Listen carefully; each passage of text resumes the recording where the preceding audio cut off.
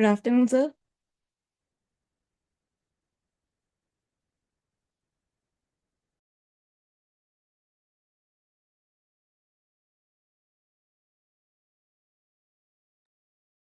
Good afternoon sir.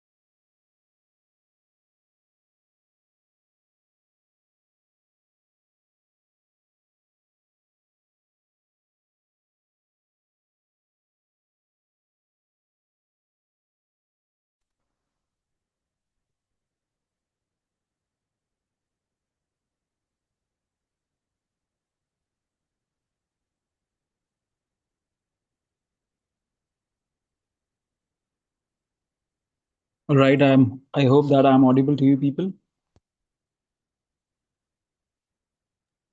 Yes, sir. Yes.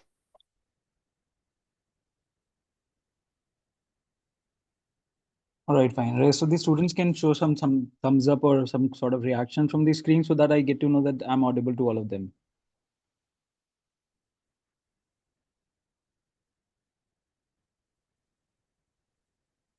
Good. All right.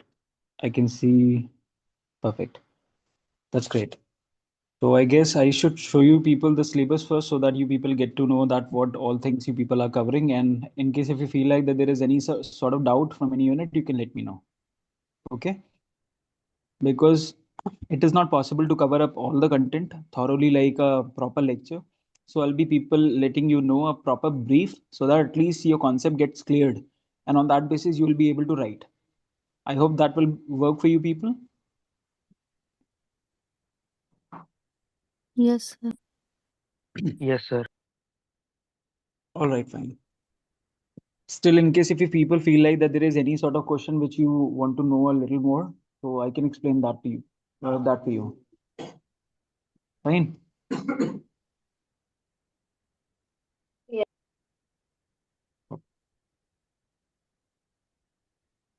So quickly taking you to the syllabus. I hope the syllabus is visible on your screen. Can you all see it? Yes, sir. Yes, sir. Perfect. Okay. So I hope everyone is in the same wavelength and is preparing the same syllabus. There's no other like confusion that you people have. This is from the same PDF file which I had already shared with you people earlier, right? So the first unit is quite easy. I hope nobody is having any doubt in the first unit because it is about general creativity and innovation aspects, right? What is creativity? What is innovation? Is something that we have already discussed. आप सबको मालूम है already कि कोई भी business अगर start होगा तो जितने भी प्रॉब्लम्स होंगी उनके लिए मेजरली सॉल्व करने के लिए वो बिजनेस स्टार्ट होता है एंड वी नो कि एक पर्टिकुलर प्रॉब्लम जो बिजनेस को है वो उसके बनने का उसके ऑपरेट करने का और उसके डिस्ट्रॉय होने का तीनों का रीजन हो सकती है लेट्स से फॉर एग्जांपल एक प्रॉब्लम थी उसको सॉल्व करने के लिए एक बिजनेस बना राइट वो किस क्रिएटिव और इनोवेटिव आइडिया को लेकर आया था उस प्रॉब्लम को सॉल्व करने के लिए that will build a base right जब तक वो प्रॉब्लम एग्जिस्ट करती रहेगी तब तक हम उस पर काम करते रहेंगे उससे उसके मिड में आने वाली सारी प्रॉब्लम्स को एनकाउंटर करते रहना is business regular work and last में इनकेस अगर वो प्रॉब्लम मतलब एक तरीके से खत्म हो जाती है या उसका प्रॉपर सोल्यूशन मिल जाता है लोगों को and that no more exist for people तो हमारे बिजनेस का भी जो स्कोप है that ends so at that point of time एक बिजनेस मार्केटर को ये फिगर आउट करना पड़ेगा कि क्या सच में उसके लिए अभी भी रिक्वायर्ड है उस बिजनेस के अंदर कुछ नया स्कोप वो फिगर आउट कर सकता है कुछ एक्सटेंड कर सकता है उस चीज के अंदर या नहीं on that basis the first unit tells us कि क्रिएटिविटी और इनोवेशन कैसे एक मार्केटर के लिए काम करते हैं जिसके बेसिस पे वो किसी भी सोसाइटी में एग्जिस्ट करने वाली प्रॉब्लम का सोल्यूशन लेके आता है उससे एक बिजनेस बनाता है उसके लिए रेगुलर ऑपरेशनल काम करता है और जिस दिन वो प्रॉब्लम पूरी तरीके से मार्केट में सॉल्व हो जाती है या उसके लिए कोई एक नया अपग्रेडेड फीचर आया था तो उस दिन उसका बिजनेस एंड होता है बट हर मार्केटर पे डिपेंड करता है वो अपने बिजनेस को एंड होने दे रहा है या उसमें एक नया लॉजिकल सोल्यूशन लेके आके अपने बिजनेस को अपग्रेड कर रहा है right so on that basis creativity and innovation works for an entrepreneur as a tool वो एक टूल की तरह काम करते हैं हम सब क्लियर हैं बहुत इजी तरीके से कि क्रिएटिविटी मतलब है कि मार्केट में से कोई एक ऐसा कॉन्सेप्ट लेके आना जो मार्केट में चल रहा था बट उस चलते हुए कॉन्सेप्ट के अंदर हमने कुछ वैल्यू एडिशन कर दिया राइट दैट्स अबाउट क्रिएटिविटी अगर हम कुछ ऐसा पर्टिकुलर आइडिया लेके आ रहे हैं जो कि पूरी तरीके से नया है so that's about innovation right which was not existing in past तो बहुत ही सिंपल सी मैंने आपको डेफिनेशन दी हुई है स्लाइड के अंदर लाइक आपकी पीपीटीज में भी कि क्रिएटिविटी मतलब क्रिएटिविटी क्रिएट समथिंग डिफरेंट तो जो ऑलरेडी एग्जिस्ट है उसकी वैल्यू इंक्रीज करके उसको कुछ डिफरेंट क्रिएट करना दैट्स अबाउट क्रिएटिविटी और इनोवेशन मतलब इनोवेशन इनोवेशन मतलब पास्ट में जो चीज नहीं थी उसको क्रिएट करना that's about innovation part right अब अगर आप फर्स्ट यूनिट को देखोगे तो यहाँ पे इन्होंने फिगर आउट किया हुआ है कि लार्ज फर्म और स्मॉल स्टार्टअप इनोवेशन तो दोनों ही पर्टिकुलर बिजनेस टाइप के लिए चाहे वो एक छोटी फर्म हो एक नया बिजनेस आइडिया हो या फिर एक लार्ज स्केल फर्म हो कोई बिजनेस ऐसा नहीं है जो कि बिना क्रिएटिविटी बिना इनोवेशन के रन हो जाएगा, राइट? तो वो किसी भी पर्टिकुलर लेवल पे होगा, एक छोटे लेवल पे है या बड़े लेवल पे चल रहा है, हर जगह इस पर्टिकुलर चीज की रिक्वायरमेंट पड़ेगी ही पड़ेगी, right? At every certain time we'll need to figure out कि हम क्या ऐसा नया कर सकते हैं जिससे हम मार्केट में बने रहें। I hope it is clear to everyone, right? कुछ बेसिक टर्म्स यहाँ पे दी हुई हैं which might confuse you people, these ones. What is business model innovation, service innovation, design led innovation and improvisation, right? इसको कुछ छोटे छोटे कंटेंट में मैं ब्रीफ कर रहा हूँ, उसको समझते हुए चलिएगा। जब हम बात करते हैं बिजनेस मॉडल इनोवेशन की, तो आपको याद होगा मैंने आपको क्लास में एक लाइक टर्म समझाई थी। एक आजकल मार्केट में पैराडाइम चल रहा है, क्रिएट थिंग्स पीपल वांट और making people want things, right? Make making things people want या मेक पीपल वांट थिंग्स, ये दो ही सिनेरियो हैं। आप, आई होप कि जितने स्टूडेंट्स ने ज्वाइन कर रखा है उनको याद होगा ये चीज। There are 23 students who have joined this particular meeting, so I hope there is no confusion about these two aspects. Meanwhile, let me show you a particular whiteboard where I can like explain you all these things. One moment.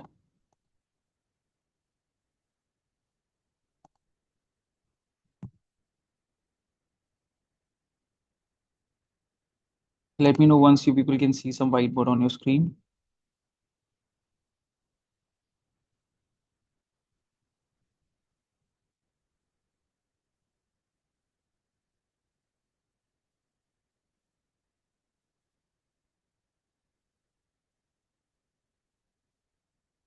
Hold on a moment. Okay. Let me know once you can see a whiteboard on your screen.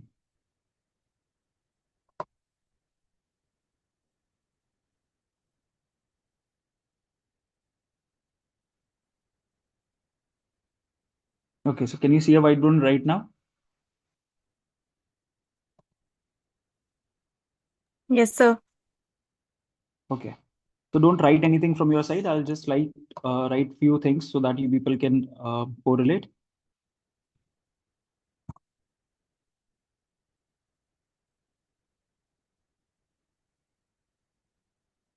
Remember this?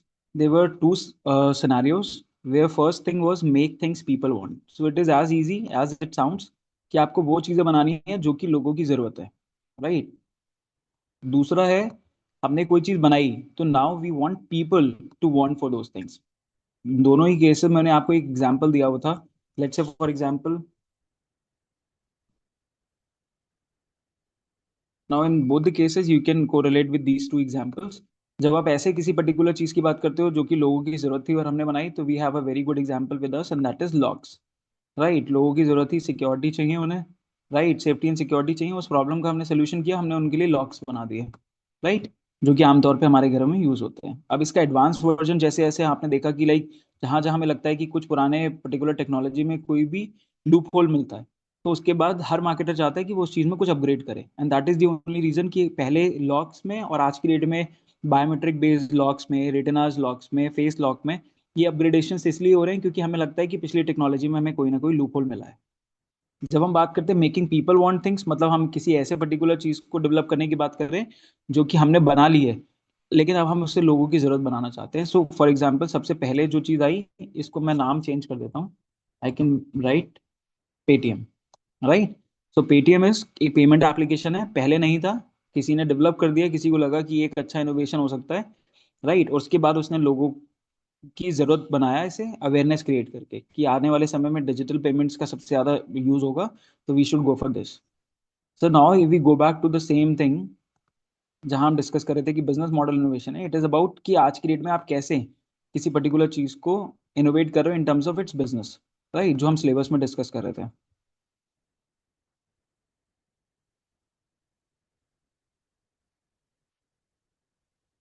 Can you people see back the same syllabus which we were discussing? Yes, sir. Okay. तो business model innovation was, एक आपको एक term मैंने और भी बताया था कि like nothing is mine and everything is mine, that's about a business model innovation. Now what is this particular concept? Let's say we talked about Ola, right? Ola earlier was only known for its cab service. Now it has extended its market to dealing into automobile facilities as well. I mean, they have their own scooters too, which they are selling today. Right? Ola के अपने scooties and to EV market में आ चुकी है. But point is कि जब market में सबसे पहले ओला आया था तो वो अपनी कैब सर्विसेज के लिए केवल जाना जाता था. एंड जो कैब सर्विस थी, राइट, उस समय पे उनका क्या कॉन्सेप्ट था, उन्होंने कोई कैब अपनी परचेज नहीं की थी. वो केवल सारे लोगों से टाई अप कर लेते थे जिनके पास कैब्स अवेलेबल होती थी, और उन्होंने उस चीज़ को एक मोबाइल एप्लीकेशन से लिंक कर दिया. जिसका फायदा क्या होता था लोगों को, अगर उन्हें बुक करनी होती थी तो वो सिंपल बुकिंग एप्लीकेशन से जाके उस कैब फैसिलिटी को बुक कर सकते थे. नाउ इसमें बिजनेस मॉडल इनोवेशन क्या हुआ, इसमें इनोवेशन ये था कि इस बिजनेस मॉडल के अंदर मेरे लगाए हुए रिसोर्सेज में केवल एक मोबाइल एप्लीकेशन को बनाने का खर्चा था. देखा जाए तो कैब मेरे पास एक भी अपनी नहीं थी. राइट, हमने क्या कर रखा था, हमने सिंपल केवल दूसरों की कैब के साथ कोलैबोरेट कर रखा था. तो हमने इसका कॉन्सेप्ट क्या बना दिया कि like nothing is mine but everything is mine. This is about business model innovation. I hope you people got it.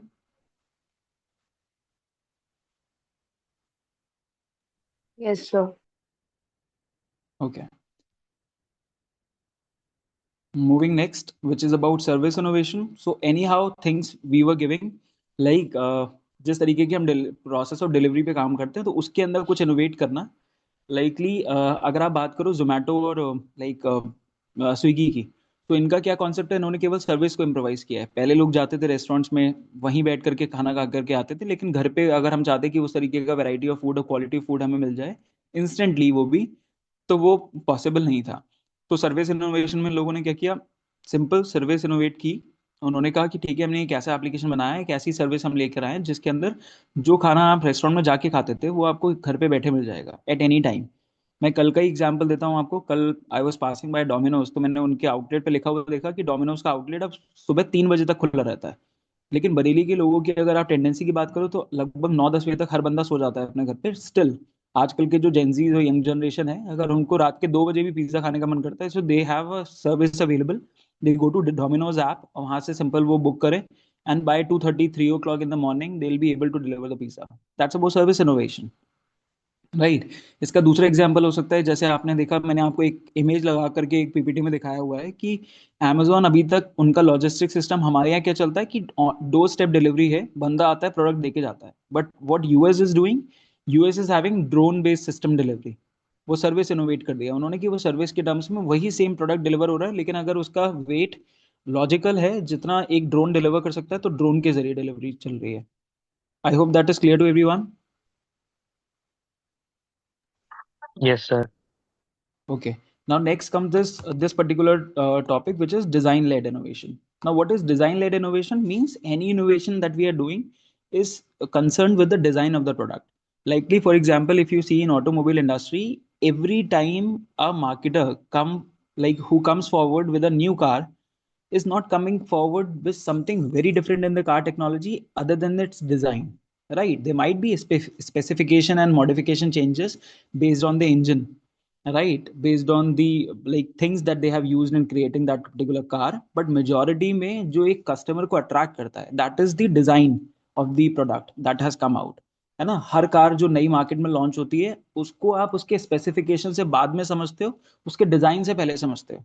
Imagine करिए अगर हर कंपनी कार बनाने वाली हर बार एक नई कार लॉन्च करते समय उसके स्पेसिफिकेशंस में तो चेंजेस कर दे, इंजन क्वालिटी को अपग्रेड कर दे, सारी चीजें अपग्रेड कर दे, बट उसका दिखने का जो लुक है वो एज इट इज रहने दे, तो क्या होगा, कस्टमर को अपील ही नहीं करेगा वो प्रोडक्ट. कस्टमर हमेशा एक्सपेक्ट करता है कि जो नया इनोवेशन प्रोडक्ट आएगा मार्केट में, कोई कंपनी लेके आएगी, वो पूरी तरीके से डिफरेंट होगा उसके पुराने वर्जन से. So what is that first thing that catches the eyes of the customer? That is the design. Right. So it may be in terms of not only the car industry, it can be any other particular product also. Likely if you see in clothing industry also. So what happens? आप अगर आप clothing market को भी तो उठा के देखोगे तो पहले का फैशन और आज के फैशन में there is only design differences. Right. Material वही यूज होता है, थ्रेड वही यूज होता है. Right. Technology changes and the design part changes. Like अभी आप देखो, 2-3 दिन पहले मैं देख रहा था कि एक कंपनी है बेवकूफ.com, वो बहुत पहले से ट्रेंडिंग है और वो कस्टमाइज आउटफिट बनाती है लोगों के लिए. तो वो क्या कर रही है, वो यंग जनरेशन को टारगेट कर रही है और उनके लिए जो अपीलिंग थॉट्स हैं उसको पब्लिश करती है अपने टी शर्ट्स पर, अपने क्लोथिंग जो उनके प्रोडक्ट्स हैं उस पर. तो अल्टीमेटली क्या उन्होंने भी डिजाइन बेस्ड इनोवेशन ही किया है अपने प्रोडक्ट के अंदर कि वो कस्टमाइजेशन फीचर देते हैं कि whatever you want to get things printed on your clothes, get it done. So that's about design led innovation. I hope that works for you all and it is clear to everyone. Yes, sir. Yes, sir. So when we talk of sources of innovation or innovation environment, so it is like you had already must have gone through like the PPT part, जिसके अंदर मैंने आपको कई सारे types of innovation बता रखे हैं.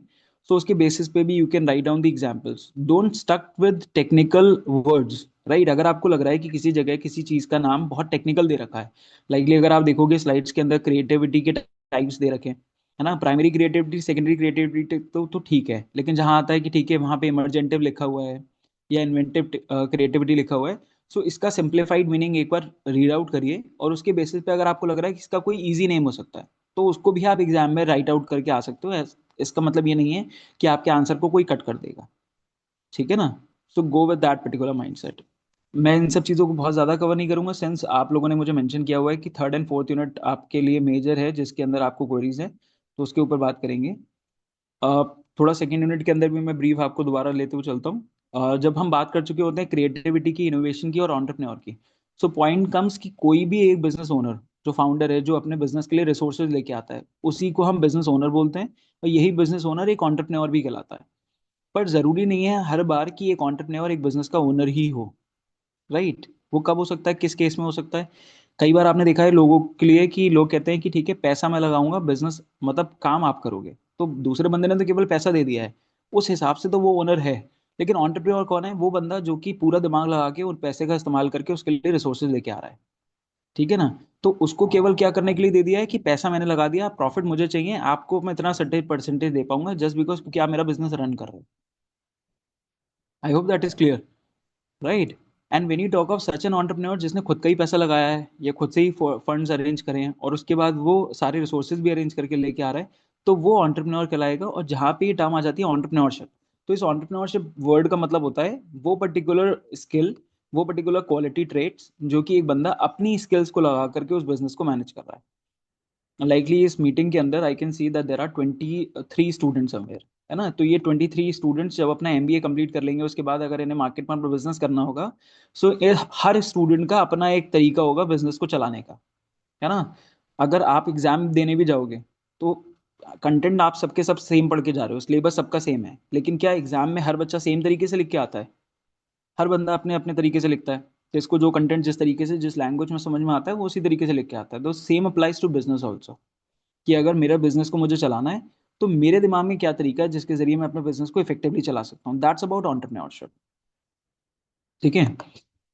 When we talk of the characteristics, तो अब अगर आप इस पर्टिकुलर कॉन्सेप्ट को अपने दिमाग में रख करके चीजों को पढ़ोगे तो things would be easy to understand, ठीक है. मैनेजर क्या कर रहा है? मैनेजर केवल एक एंटरप्रेन्योर का रिस्क डिवाइड करता है, वो कुछ सर्टेन रिस्पॉन्सिबिलिटी ले लेता है और उसके लिए ही वो पे किया जाता है, उसको उतनी ही चिंता होती है.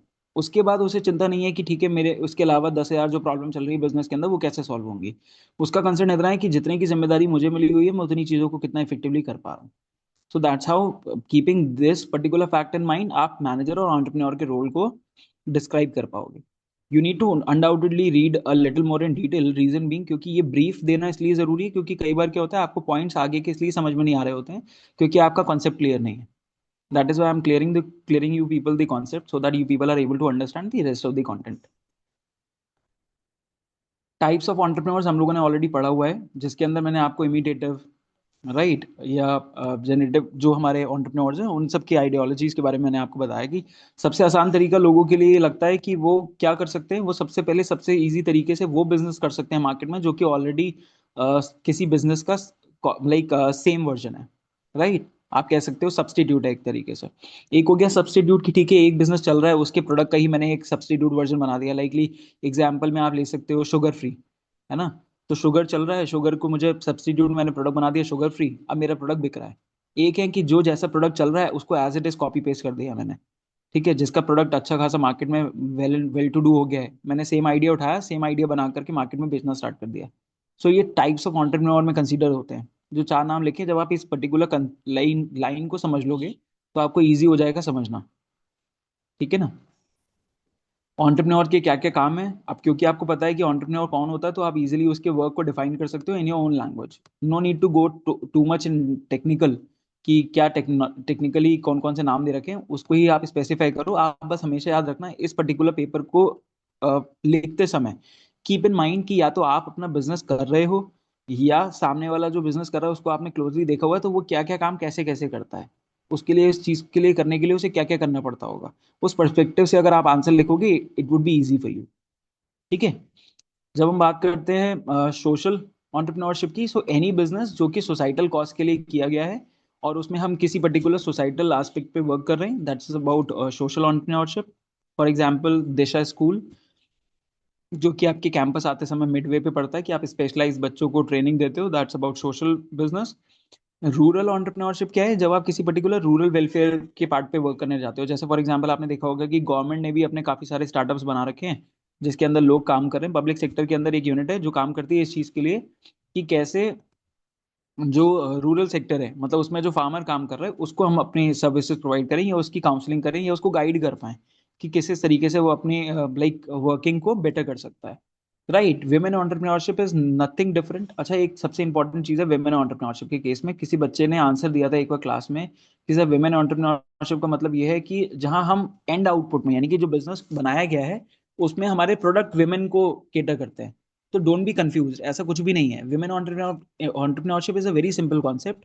बस आपको ये बताना है कि जो एंटरप्रेन्योर है वो एक विमेन है, दैट्स इट। कोई भी एक ऐसा पर्टिकुलर बिजनेस जिसमें सारे रिसोर्सेज को अरेंज करने वाला, उसको चलाने वाला, उसको अच्छे से ऑपरेट करने वाला जो मेन बंदा है at the background, that is a lady, that's a women entrepreneur business. Right, so women entrepreneurship यानी कि एक वुमेन अपनी स्किल लगा के जिस तरीके से बिजनेस को रन करिए, that's about women entrepreneurship. The example can be, जब आप शार्क टैंक देखते हो तो आपने विनीता को भी देखा हुआ है, and there are other particular like business owners also, like for example Ghazal Alagh. अगर मामा अर्थ की बात करें तो उसमें भी वुमेन एंटरप्रेन्योर हैं जो कि गजल अलग है। अब दो, अगर मामा अर्थ की बात हो रही है तो रीजन ये नहीं है कि मामा अर्थ विमेन्स के लिए प्रोडक्ट बनाती है, रीजन ये है कि मामा अर्थ की फाउंडर गजल अलग है, इसलिए उसे विमेन एंटरप्रेन्योरशिप में काउंट किया गया है। The same goes in Sugar Cosmetics also. Sugar Cosmetics में भी दो cosmetic products are meant for womens, but that doesn't mean कि इसलिए ये विमेन एंटरप्रेन्योरशिप में काउंट होगा। ठीक है। Just because Vineeta is there in the background, जो कि इसकी फाउंडर है शुगर कॉस्मेटिक्स की, that is why Sugar Cosmetic is the example of women entrepreneurship in India. I hope that works for you. Right, what is an entrepreneurial failure, एक term लिखी हुई है यहाँ पे एंटरप्रेन्योरियल फेलियर, अगर define करने के लिए भी आती है, नो बिग चैलेंज। आप लोगों को याद होगा हम लोगों ने क्लास में एक वेन डायग्राम डिस्कस किया था कि इंडिया के अंदर कितने ऐसे आइडियाज होंगे जो कि ऑन पेपर ही रह जाते हैं, फिर कितने आइडियाज होंगे जो कि मार्केट में एग्जीक्यूट होते हैं, और ऐसे बहुत सारे आइडियाज होते हैं जो मार्केट में एग्जीक्यूट होने के बाद एक सक्सेसफुल वेंचर नहीं बन पाते। तो जहां पे एक एंटरप्रेन्योरियल कैपेसिटी, एक स्किल्स बिजनेस को रियल टाइम में कन्वर्ट करके इफेक्टिवली नहीं चला पाती है, that is the entrepreneurial failure. Right, वो किसी भी रीजन की वजह से हो सकती है। In adaptability of the change, change adapt नहीं कर पाए हम। राइट, हम टेक्निकली अपने आप को डेवलप नहीं कर पाए, हम सिस्टम के हिसाब से अपने आप को अडाप्ट नहीं कर पाए, एडजस्ट नहीं कर पाए अपने आप को, नई टेक्नोलॉजी को अडाप्ट नहीं कर पाए। राइट, या हम एक अच्छी वर्कफोर्स की टीम नहीं बना पाए। तो it can be any reason जिसकी वजह से एक एंटरप्रेन्योरियल फेलियर हो सकता है। I hope that is okay for everyone. Yes, sir. Okay. Now moving on to the very awaited unit for you people, that is third unit, right? Let me tell you that this meeting may get over in 5-6 minutes. We'll reconnect on the same meeting link and password. Fine. When we talk of this third unit, तो इसके अंदर एक पूरा आपको बताया गया कि like जो इंडियन इकोनॉमी है, इंडियन इकोनॉमी में जो सबसे बड़ा रोल है वो दो मेजर सेक्टर का है, एक है एग्रीकल्चर, राइट, और दूसरा है micro small and medium enterprises, MSME जो सेक्टर है आपका। राइट, आपने देखा होगा कि अगर आप इंडिया में बिग बिजनेस हाउसेस की बात करने जाओगे, यानी कि लार्ज स्केल बिजनेसेस की बात करने जाओगे, तो they would be like handful name of industries जिनको हमने सुना हुआ है कि ठीक है ये एक बड़े वेंचर्स हैं। लेकिन अगर आप मेजर चंक को छोड़ दीजिए, यानी कि लार्ज स्केल फर्म्स को छोड़ दीजिए, so majority of the businesses are counted in the list of either micro, small और मीडियम एंटरप्राइजेस। राइट, तो अगर आप इंडियन इकोनॉमी के अंदर कंट्रीब्यूशन की बात करोगे तो एक एग्रीकल्चर, क्योंकि इंडिया के अंदर सबसे डाइवर्स फील्ड है, उसका कंट्रीब्यूशन है, और दूसरा कंट्रीब्यूशन है ऐसे बिजनेसेस का जो कि माइक्रो स्मॉल या मीडियम लेवल पर ऑपरेट हो रहे हैं। I hope that is clear to everyone.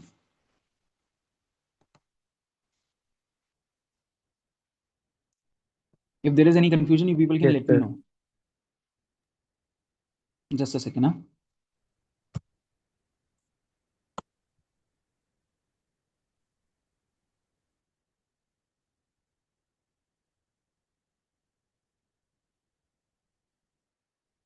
Okay. अब एक चीज मुझे आपको समझानी है जिसके लिए मैं स्क्रीन शेयर कर रहा हूँ, one moment.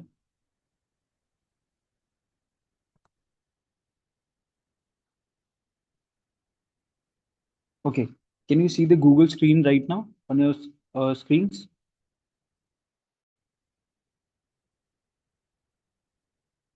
Let me know once it is visible on your screen. Yes, sir. It Yes, sir. with okay, now see this part. अगर आप 2025 की बात करो तो once you talk of micro industries, तो ऐसे बिजनेसेस जिनका turnover within 1 crore to 5 crore है, right? That's about micro. Then small में कौन से काउंट हो रहे हैं? A turnover up to 50 crore. Fine, can you see the second part? Investment कितना है? Investment up to 10 crore, turnover up to 50 crore. दोनों चीजों का डिफरेंस है। इस चीज का स्क्रीनशॉट ले लीजिए अपने पास। अगर एमएसएमई के बारे में आप आंसर लिखोगे तो it would be easy for you people, right? I can share this on your WhatsApp group also. Should I do this?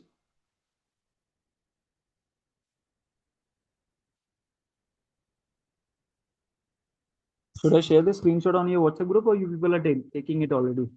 sir taken already. Will Okay, taken. fine. So once you talk of micro industry, so you see the investment is up to 1 crore and turnover is up to 5 crore. जब आप small industries की बात करते हो तो investment is up to 10 crore and turnover is up to 50 crore. Medium enterprise की जब आप बात करते हैं तो इन्वेस्टमेंट अप टू 50 करोड़ का है, टर्नओवर 250 करोड़। लार्ज स्केल की फर्म्स की जब जैसी बात आएगी तो अबव 250 करोड़, तो जितना भी एक रेशो बनता है इन्वेस्टमेंट का अबव 50 करोड़ और टर्नओवर में 250 करोड़ से अबव, तो वो सारी की सारी इंडस्ट्री लार्ज स्केल इंडस्ट्री में काम करेगी। Is that clear?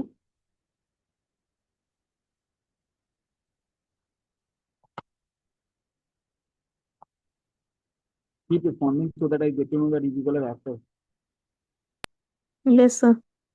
क्योंकि मेरा एग्जाम हो चुका है बेटा, केवल एग्जाम आपको देना है। चलो फाइन, अब हम बात करते हैं role of central government and state government की। और सिंपल सा फंडा है, तो आप इस तरीके से समझना। नीचे जितना भी कंटेंट है आपके 30 मिनट के अंदर वो सब इसी चीज पे डिपेंडेंट है कि जब आप इंडियन इकोनॉमी की बात करते हैं, हमने एक चीज कॉन्सेप्ट क्लास में डिस्कस किया था कि अधिकतर क्या होता है, जितने भी एमबीए के स्टूडेंट्स हैं सब यही डिस्कस कर रहे होते हैं कि हमें एमबीए के बाद प्लेसमेंट कितने मिलेगा। लेकिन अभी रिसेंटली क्या होना स्टार्ट हुआ कि अधिकतर जितने भी 20 स्कूल हैं उन्होंने प्लेसमेंट से ज्यादा इस चीज की चिंता करना स्टार्ट करी कि ऐसे बच्चे कितने हैं जो कि अपना बिजनेस स्टार्ट करेंगे। है ना? आपने सुना होगा कि कई बिजनेस स्कूल्स ने इंक्यूबेशन सेल डेवलप कर दिए। इंक्यूबेशन सेल में क्या हो रहा है कि वो बच्चों को इस चीज के लिए इंस्पायर कर रहे हैं कि आप अपना बिजनेस करो, अपने बिजनेस के लिए आपको फंडिंग चाहिए या उसके लिए आपको सीखना है, कोई एक ऐसा गाइड चाहिए, तो वो सारी फैसिलिटी हम प्रोवाइड करें। तो ये तो हो गया बहुत ही लोअर लेवल पर, जहाँ पे बिल्कुल आपके आसपास कोई रिसोर्स अवेलेबल है वो आपको प्रोवाइड कराना है। ठीक है ना?